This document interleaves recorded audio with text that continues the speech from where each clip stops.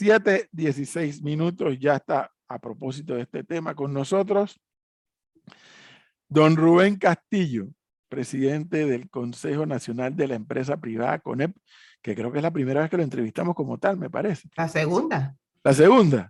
Claro. Don Rubén Castillo, buenos días. Buenos días, Edwin. Buenos días, Flor, Gonzalo, Leonardo. Buenos días a todos los radioescuchas. Lo primero es lo primero, don Rubén Castillo.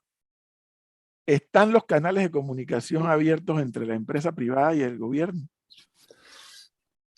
Existe una comunicación sobre la base de una comisión que se generó para la reactivación económica. Ahora tenemos que insistir en el esfuerzo para que los indicadores que fueron consecuencia de la reunión podamos darle seguimiento de tal forma que se concreten en la práctica. A veces la comunicación es más fluida que en otras ocasiones, pero somos optimistas porque al final creo que todos estamos en la página de lograr el objetivo, que es la reactivación económica del país. Cuando ustedes han logrado o han sido convocados por el Ejecutivo, porque en más de una ocasión he visto imágenes al respecto, ¿ustedes han podido pulsar hasta dónde el Ejecutivo está dispuesto a seguir avanzando para fomentar esa inversión privada en Panamá? Yo creo que hay un interés general de todos los sectores, incluyendo el Ejecutivo, de atraer capitales. A veces hay cortocircuitos en el sistema. Yo debo señalar que hay, por ejemplo, planteamientos legislativos que no abonan, que no generan confianza. Y nosotros vamos a estar en esa discusión siempre porque promovemos la libertad de empresa. En otras ocasiones nos encontramos con las barreras burocráticas, que es uno de los puntos de consenso. Nosotros creemos que deben existir fórmulas más sencillas para facilitarle las cosas al inversionista. Este es un momento en que tenemos que concentrarnos en la producción de empleo, el restablecimiento del empleo que se perdió y tratar de generar más empleo a través de otros mecanismos. De aquí a junio, que creo que es la vigencia del sistema del vale solidario, hay 460 y tantas mil personas que dependen de ese vale. ¿Qué haremos cuando se termine el programa? ¿Cómo vamos a lograr que esas personas no queden desamparadas totalmente? Y la única fórmula es generar empleo, porque el país no puede de manera eterna garantizar este tipo de subsidios.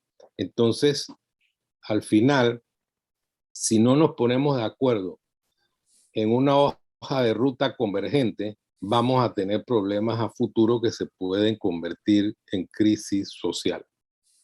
Claro, pero don Rubén, eso que usted dice, eso no va a pasar. Y aquí lo hemos dicho, ¿no? Ese vale se va a mantener hasta que termine el quinquenio del presidente Cortizo. Es un tema ya político. Eso es lo que dicen algunos analistas y aquí lo hemos discutido.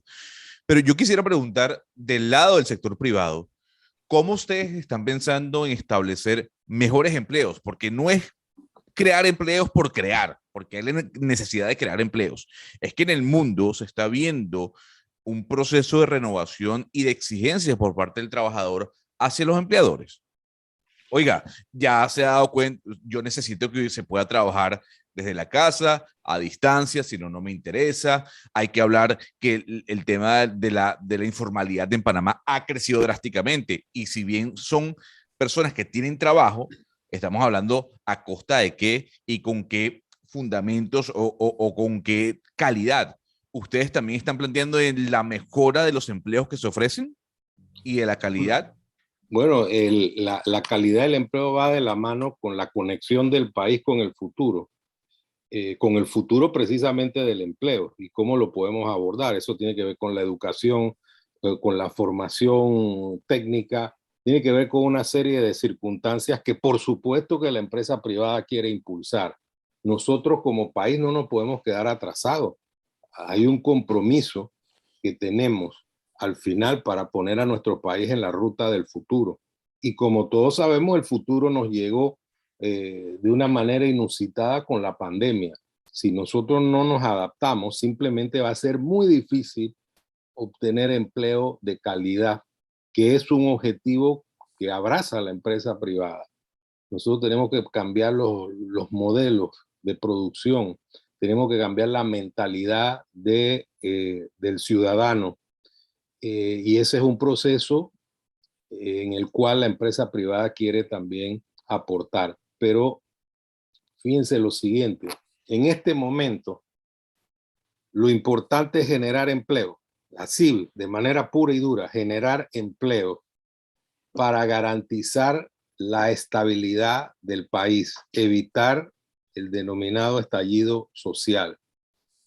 Y creo también, con mucha convicción, que todos los sectores tendríamos que estar en una sola posición cuando hablamos de la generación de empleo.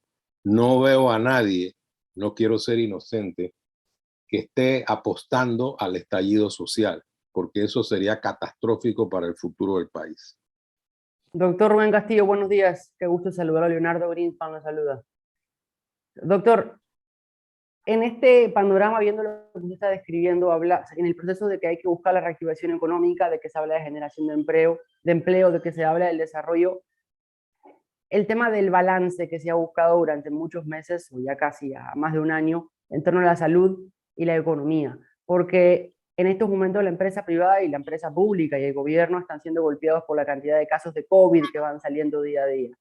El tema es, ¿se está haciendo mayor énfasis en la reactivación de la economía o en mantener la salud y apoyando el teletrabajo? Porque hay empresas y empresas que están tomando diferentes decisiones.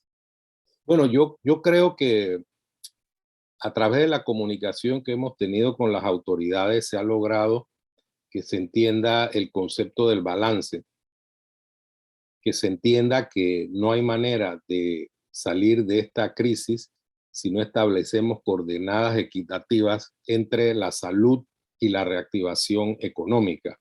Hay detalles que todavía nos preocupan. Por ejemplo, cuando se habla del esquema de las 3 vacunas, y obviamente nosotros impulsamos la vacunación y queremos que la mayor cantidad de panameños llegue al esquema de las 3 vacunas.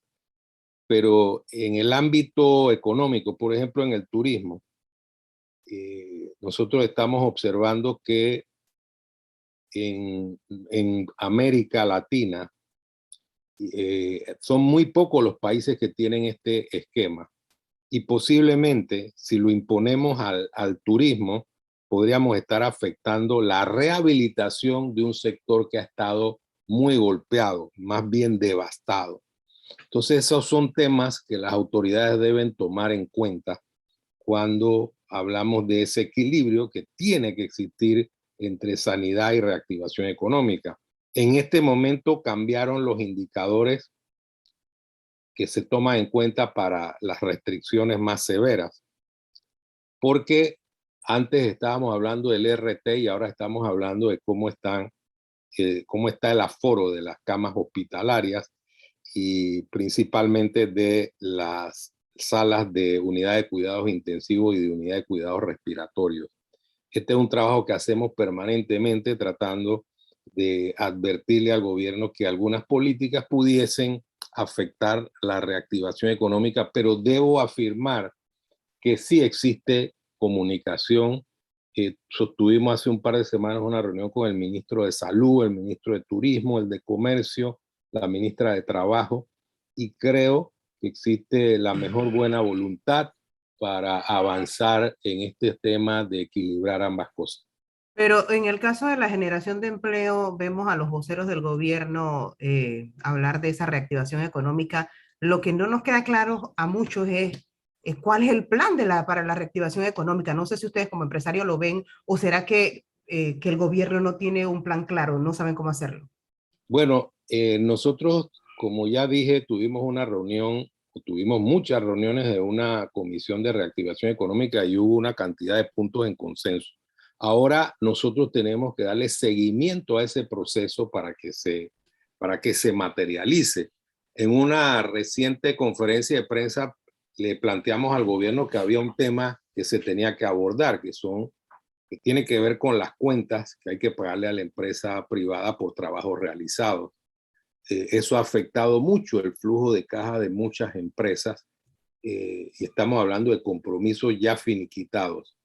Allí ya le hemos dicho al gobierno que estamos dispuestos a conversar para desburocratizar el itinerario de pago de tal manera que sea fluido. Recuerden que las empresas al final, si no les pagan, entran en una situación crítica porque no tienen capacidad para continuar por mucho tiempo con su actividad y que eso tiene un factor multiplicador. Ese es un punto.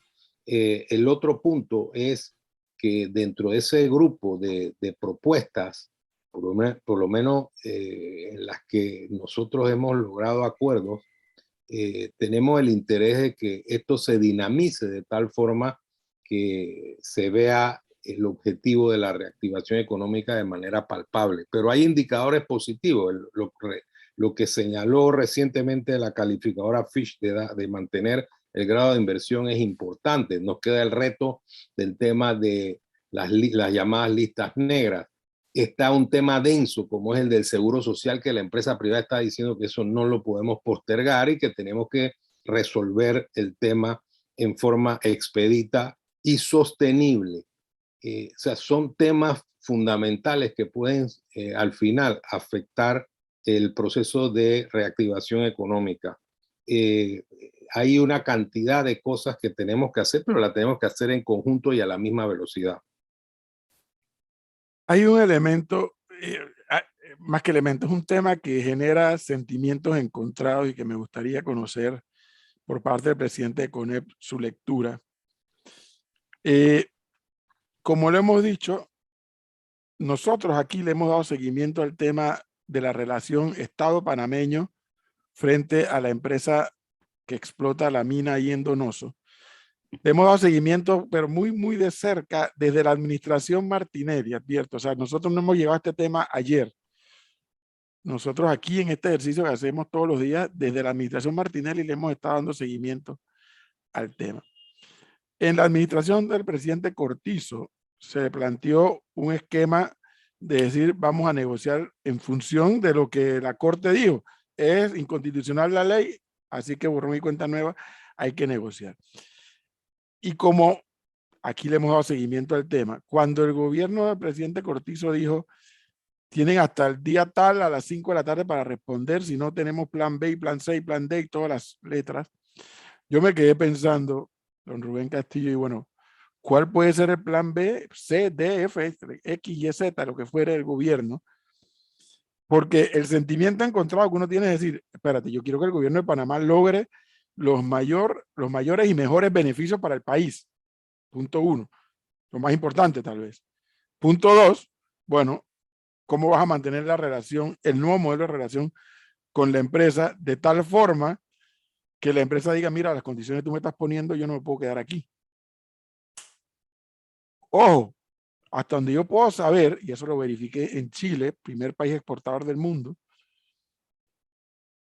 no es verdad que si Panamá toma una decisión drástica y te vas de Panamá y yo traigo otra empresa, no es verdad que ese cobre está vendido automáticamente. Eso no es cierto. El mundo del cobre es un mundo muy reducido. Todos ellos se conocen. Y donde hay situaciones de tensión, donde hay cuestionamiento a la fórmula, le cierran las puertas a esa fórmula. De lo que puede saber el presidente de CONEP, hasta dónde ha llegado este modelo de negociación, si han llegado a término, si han llegado a conclusión, si va a tener consecuencias o no, todo lo ocurrido. Porque cuidado, que aquí estamos hablando de más de 3.000 o 4.000 empleos de panameños que están trabajando en esa mina. Bueno, al final de todo este proceso, esperamos que se llegue a un acuerdo en el sentido de que lo que nominalmente se dijo se transmita en un contrato, que es la base de la relación entre ambas partes. Eso todavía no ha ocurrido. Esperemos que ocurra pronto para que sepamos cuáles son las condiciones en que se va a relanzar esta relación.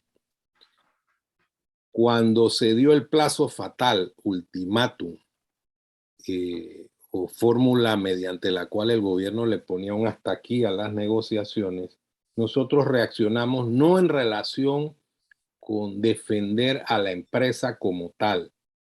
La empresa tiene sus abogados, asesores y demás, y tendrá que realizar todos los esfuerzos que tenga bien para defender su punto de vista. Nosotros reaccionamos en el sentido de que no nos parecía de buen recibo que el Estado le pusiera a las empresas plazos fatales, que el Estado estableciera una mecánica mediante la cual al final, en forma directa, generara una inestabilidad que podía tener repercusiones internacionales.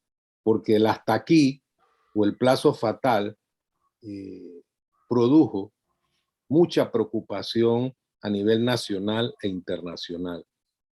Por suerte, al final llegaron a un acuerdo nominal con la aceptación que realizó la empresa, pero todavía no vemos el contrato que ambas partes deberían suscribir. Esperemos que ese proceso, que no es sencillo tampoco, se materialice prontamente.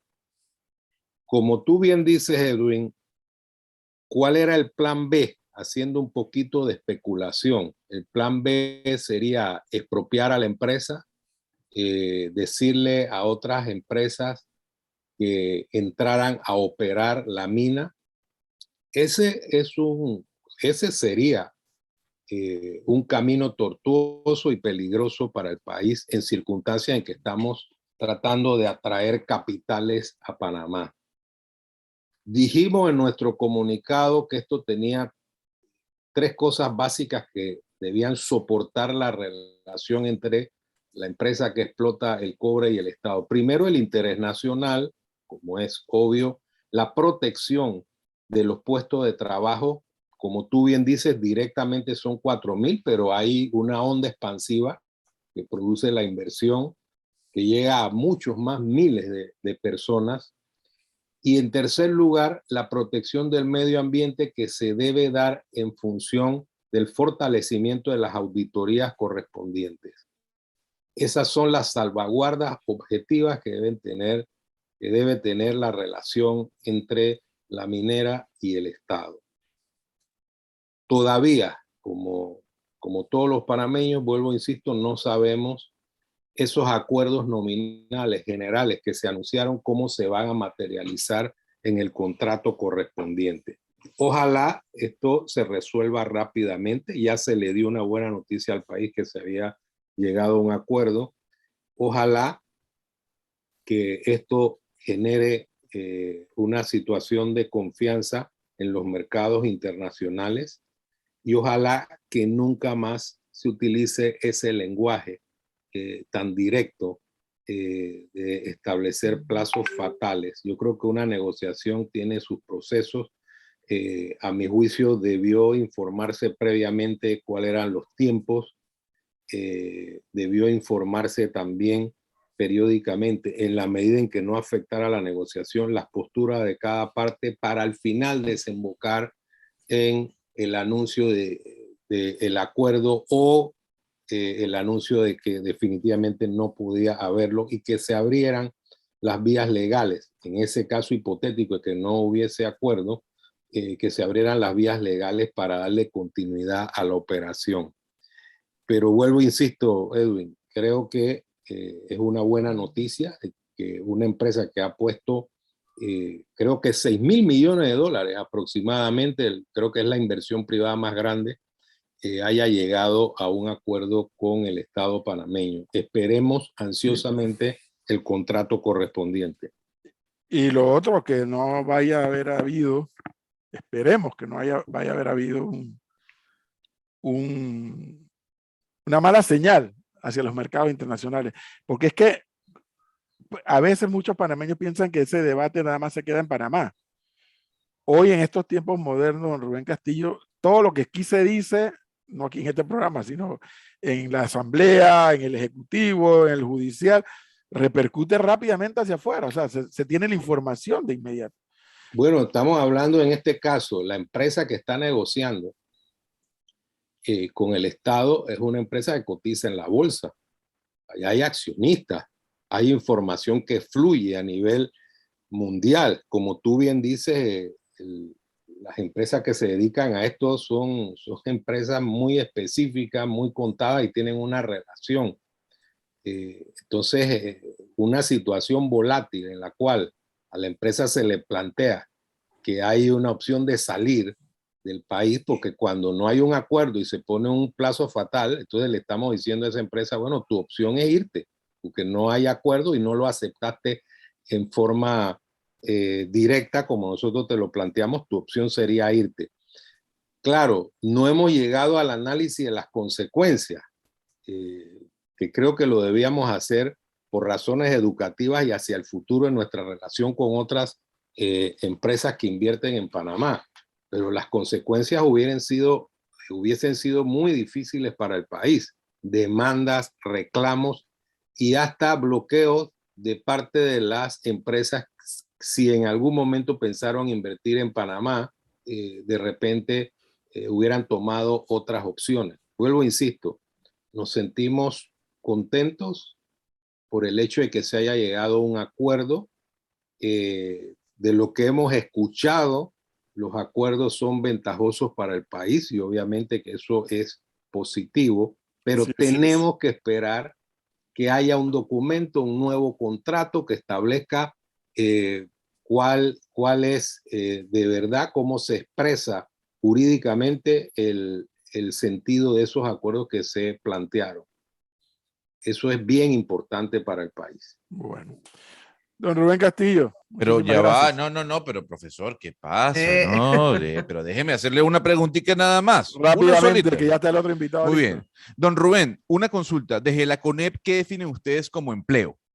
Para usted, una persona que es un repartidor o un conductor de Uber o de alguna plataforma, ¿es una persona que tiene trabajo o que está haciendo un tema ocupacional o ocupando una plaza? Bueno, esa es una magnífica pregunta, Gonzalo. En lo particular, yo no estoy de acuerdo con la forma como se hacen las encuestas, pero debo decir, las encuestas de empleo, pero debo decir que el mecanismo es un mecanismo que se utiliza en función de designios de la Organización Internacional del Trabajo. Si yo le pregunto a una persona si está buscando empleo y me dice que no, aunque no tenga empleo, no lo consideramos desempleado. Y eso me parece un poco difícil de asumir, porque entonces estamos cambiando la barra de desempleado y aumentando la barra de la informalidad. Y nosotros tenemos que luchar en forma obsesiva contra el desempleo y en forma positiva a favor de la reducción de la informalidad, es decir, que más panameños obtengan empleo y que más panameños salgan de la informalidad. Yo creo que eso es fundamental para el país y es un esfuerzo que en un momento dado comenzó a tener frutos y lamentablemente la pandemia nos frenó terriblemente. Listo, profesor, ya. Eso era todo. Listo. Siempre es un tema que yo nunca termino de entender. Sí. ¿Por qué la informalidad se pone tan negativa cuando la informalidad de una manera u otra está generando un ingreso familiar o a ese individuo? No, pero porque usted no tiene los derechos, no cotiza, no tiene los derechos que lo acobijan como trabajador. Esa es otra historia. No, o sea, pero esa es otra es historia. así.